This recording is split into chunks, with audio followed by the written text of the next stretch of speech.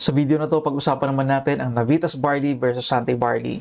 Kung isa ka sa madami na scam nitong Navitas Barley at naghahanap ka ng legit na barley na makakatulong talaga sa'yo, barley na may napatunayan na at subok na ng madaming tao, gusto ko ipakita sa'yo itong pagkakaiba ng dalawa na to. Ito yung website na kung saan i-attach ko din ang link sa video description, ganoon din sa comment section, nang sa ganoon ay mabuksan mo at ikaw mismo makagawa ng research at makapag-decide ka kung anong barley ba ang tingin mo na makakatulong talaga sa'yo. Kita natin yung video natin para ma-view mo ng buo. Ayan. Nakita mo dito ang Navitas Barley FDA warning o public health warning na nilabas ng FDA laban sa brand na to, na kung saan gumagawa sila ng palit produkto scam. Kapag bumili ka ng Navitas, itong brand na makuha mo, One Rentang or Naveta or Nayutas. Bukod dito, may ibang brand pa. Meron pang One Rentang, meron pang Zero Wantang, meron pang iba-ibang klaseng brand ang natanggap ng mga customers sa bumibili ng brand na to. May video din ako na nakatouch dito na kung saan pinag-uusapan din dito yung palit produkto scandal na ginagawa nitong Navitas Barley. So kung tanong mo sarili mo kung naghahanap ka ng legit na Navitas Barley, saan ba makakabili ng legit na Navitas Barley, safe pang inumin, itong Navitas Barley, panoorin na po itong video. Dito po sa video na to, masagot lahat ng mga tanong mo na yon. Ngayon, dumako tayo sa pinaka-topic natin, itong Navitas Barley versus Sante Barley. Pagkumparahin natin at after nitong discussion natin, ikaw na po mag-decide kung anong barley ang tingin mo para sa'yo. Ang Sante Barley Grass ay produkto ng Sante International. Ang kumpanya ay na-establish noong 2007 pa. Samantalang ang Navitas Barley, unknown lahat. Wala pong information na na-provide itong produkto na to kung anong kumpanya ang nag-distribute nito. Ang makikita lang natin ay gumagamit sila ng mga Photoshop images, fake endorsers, AI-generated videos, and other unethical practices para ma-promote itong produkto na to. Bigla lang po itong sumulpot sa Facebook, sa mga social media platform, at mga video sharing platform. Bigla na lang lumitaw itong brand na to. At gumagamit sila ng mga kung sino-sinong endorsers para makapanloko ng madaming tao. Ang country of origin ng Sante Barley ay nagmula sa Canterbury, New Zealand. Muli po, noong 2007 pa ito nagsimula. Samantala, itong Navitas Barley, may nagsasabi na sa Japan daw, sa US, sa Australia, sa New Zealand, o kung ano-ano pa. Pero pag dumating yung product sa'yo o nakalagay doon sa box na nakaprint ay made in China. Ang farm ng Sante Barley, nagamay-ari sila mismo ng farm, Sante, New Zealand. Ito po yung farm ng Sante. Ito yung farm ng Sante Barley. Ayan. Pinutin mo lang po yung link na yon para makita mo din itong mga karagdagang information patungkol sa Sante Barley. Ang Navitas Barley, wala din po silang ma-provide na information kung saan bansa nanggaling yung produkto na to, yung source ng product na to, o yung content ng product nila mismo. So hindi natin alam kung totoong damo ba talaga o kung totoong young and certified organic barley grass ba talaga yung produkto na iniinom mo. Wala pong information na makita tungkol dito. Ang manufacturing facility ng Sante Barley ay pagmamayari din nila mismo, Sante New Zealand Manufacturing Facility. Ang Navitas, wala din po silang ma-provide na information dito. Ang barley content ng certified organic yung barley grass, click muna natin itong link na to para makita natin yung karagdagang information patungkol sa certified organic products ng Sante Barley. Ito yung website ng BioGrow New Zealand. Yung mga information na kailangan mo, makikita mo din yan dito. Manufacturing facility, tulad na nabanggit ko kanina, pagmamayari din po mismo ng Sante Barley. Ang barley content ng Sante Barley ay certified organic young barley grass, original brand identity. Hindi po ito rebranded at hindi ito galing sa third-party farm or distributor. Direct po ito mismo sa Sante Barley. Ayan, yung mga information, makikita mo din dito. Samantalang ang Navitas, wala din po silang ma-provide na information. At based sa print sa packaging nila, gumagamit sila ng grains. Adult barley grass, barley grains. See packaging image and info. At pag gumawa tayo ng research patungkol sa grains, makikita natin na ang grains ay mataas sa gluten. Patungkol sa gluten na to, maaari ka pong gumawa ng research patungkol dito kung pwede ba sa'yo na mag-take ng gluten or bawal sa'yo itong gluten na to dahil maraming tao sensitive sa gluten. At pagdating po sa Santay Barley, ang Santay Barley, ang nag-distribute nito ay Santay International. Pindutin natin itong link para mag-open at makita natin yung information dito. And organic certification.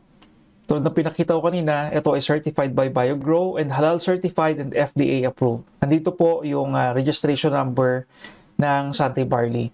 Samantalang itong Navitas ay mayroong public health warning ng FDA. Hindi ito aprobado ng FDA.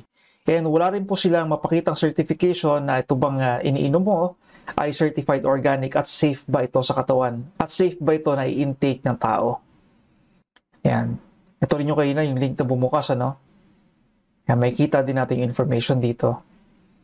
Ang variant na meron ng Santay Barley, meron itong plain o without stevia and Santay Barley Grass with stevia para naman sa gusto ng may tamis na lasa. Ang stevia ay natural and plant-based sweetener. So safe po ito na i-intake ng bawat tao. Pero kung gusto mo ng puro, meron naman pong plain o itong without stevia na para sa'yo. Ang Navitas, meron silang dalawang variant din. Navitas Barley Grass Powder with matcha and celery powder and itong Navitas Barley Grass Powder. Pero yun nga, pag bumili ka nito, ibang produkto yung natanggap mo. At hindi mo din alam kung barley grass powder ba talaga yung laman nito.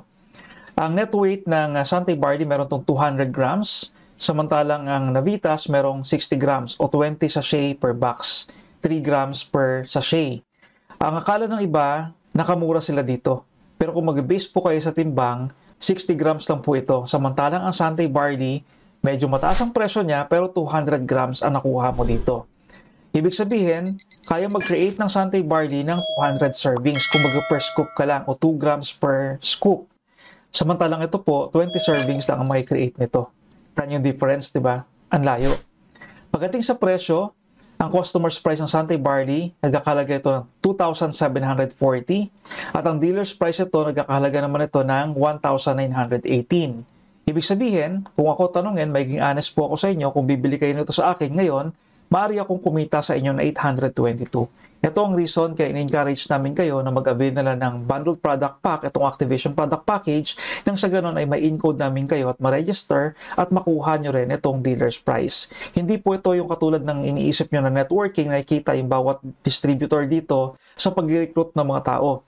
In-encourage namin kayo mag-member dahil gusto namin kayong tulungan. At ma-benefit nyo din, yun ay benefit namin bilang business owner. Ibig sabihin, sa next order mo, eto na lang ang presyo na i-avail mo, 1,918. Ang customer's price and dealer's price ng Navitas, pabago-bago po ito. Merong 990, may 1,290, may 1,490, may 1,990. Iba-iba yung presyo niya. Depende sa pag-ibilhan mo. Pero yun nga, hindi ka sigurado kung barley ba talaga yung nalaman ng produkto na bili mo. Lumalabas na ang cost per serving ng Santay Barley ay 19.18 pesos per serving na lang. Ang maganda rito, kung na-register ka na at meron ka ng ID number, maaari mo nang ma-avail itong 3+1 promo price. Sa halagang 5,754 pesos, meron ka nang nakuhang 4 na canister. Lalabas na 1,438.50 na lang ang per canister or 14.38 pesos per serving. Nag-base po tayo dito sa per scoop o 2 grams per scoop ang computation dito. Maaari mo din makita ibang produkto na naka-attach dito sa website na to. At makikita mo din dito sa bandang ibaba yung distributor's price o dealer's price. Pag pinindot mo po ito, open natin. Lalabas na yung information dito ng produkto at kung magkano. So maaari ka na mag-place ng order, pero napakahalaga na syempre mag-register ka muna, mag-avail ka muna ng bundle pack, ma-encode ka namin, maging member ka, magkaroon ka ng ID number mo bago mo po makuha itong dealer's price na ito. For verified Santay BS owner lang po itong presyo. Ngayon kung hindi ka pa member, dito ka muna sa 10%. Hanggang 10% ang maaari namin maibigay sa iyo. Pero kung member ka na, maaari mo na ma-enjoy yung 30% discount up to 50% discount. Ang kailangan mo lang gawin para maging member, mag-avail ka na ng bundled pack. Isang beses lang po ito. Once na mag-avail ka ng bundled pack, mag-sign up po sa form, magpasa ka ng picture mo ng valid ID at selfie picture na hawak mo itong valid ID. After ka na ma-register at mabigay namin yung ID number sa iyo, maaari mo nang i-check sa website mo at ma-enjoy mo na itong dealer's price na pinakita ko sa iyo.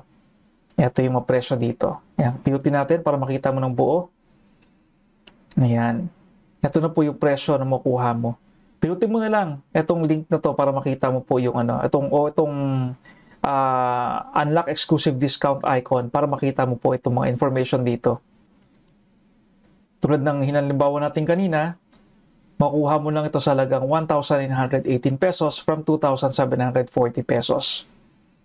Ang bundled product pack, maaari ka mamili starter pack, builder pack, PH Global starter pack, or PH Global builder pack. Kung interesado ka dito, tawagan mo po kami sa number na 0917, sulat mo, 0917-519-4804. Okay, ulitin ko po 0917-519-4804. Tawagan mo lang po yung number na yan para direct po na yung masagot yung mga possible questions mo at mag-guide ka namin sa proseso. Tuloy natin. Ito yung mga halimbawa ng mga video. Pwede mo i-play itong mga video na to Yan. So makikita mo po ito yung mga warning patungkol sa Navitas Barley. Kung tanong mo din ano yung pinagkaiba ng Santay Barley kumpara sa Salveo Barley Grass and Santay Barley compare sa Amazing Barley, maaari mo piyutin itong compare button na to para daling ka naman sa comparison page natin. Makikita mo dito. Tuloy natin. Ito yung mga fake pictures na ginagamit ng Navitas and special promo o special offer ng Santay Barley. Once na registered business owner ka, may enjoy mo na ang buy 3 plus 1 free promo sa lahat ng product. Sample natin. Ito makikita mo dito sa Shop a Santay Barley member. Sa bandang ibaba po, makikita mo dito yung mga 3 plus 1 promo ng Santay Barley products. At ang maganda pa dito, once na member ka ng Santay Barley, may mga buwan na nagbibigay ang Santay Barley ng 3 plus 2 promos. Tulad po ngayong December, itong year-end sale na 3 plus 2 na mag-end po sa December 31, 2023. Pag pinindot mo ito, makikita mo lahat ng produkto na meron sa 3 plus 2 promo. Makikita mo din na maaari ka makasave ng 58% up to 62% sa lahat ng products na meron sa 3 plus 2 promo. Yan, kaya na-encourage po namin kayo na mag-avail na kayo ng bundled pack one time. One time lang yon, isang bilihan lang yon. Once na mag-avail ka nun, automatic yan. Ma-enjoy mo na itong mga promos, itong mga bonuses at incentives na meron sa Santay Barley. Kung kailangan mo pa ng karagdagang information, pinutin mo lang po itong video na to at panoorin mo. Pinutin mo lang po itong visit our YouTube playlist para makita mo yung mga videos na meron sa channel na to. And kung ikaw may kakilala ka na nag-suffer sa GERD o acid reflux, high sugar level, high cholesterol level, cardiovascular disease, cancer, and blood disease, maaari po pinutin itong mga icons dito or itong title para dalhin ka naman sa mga information na maaaring kailanganin mo. Ayan, sample natin itong tatlo. Ayan, Barley for diabetes, for hypertension, and for acidic. May mga videos din po yan na nakatouch dito na maaaring mapanood at makatulong sa'yo na magbigay ng information na maaaring kailanganin mo. Ngayon, ang tanong, anong pipiliin mo ngayon? Anong tingin mo mas pabor sa'yo? Etong Navitas Barley or etong Santay Barley? Napakita ko na sa'yo yung mga information na maaaring kailanganin mo. Ang decision ay nasa iyo. Maraming salamat. I'm Just Torque. Hanggang sa muli. Paalam pansamantala.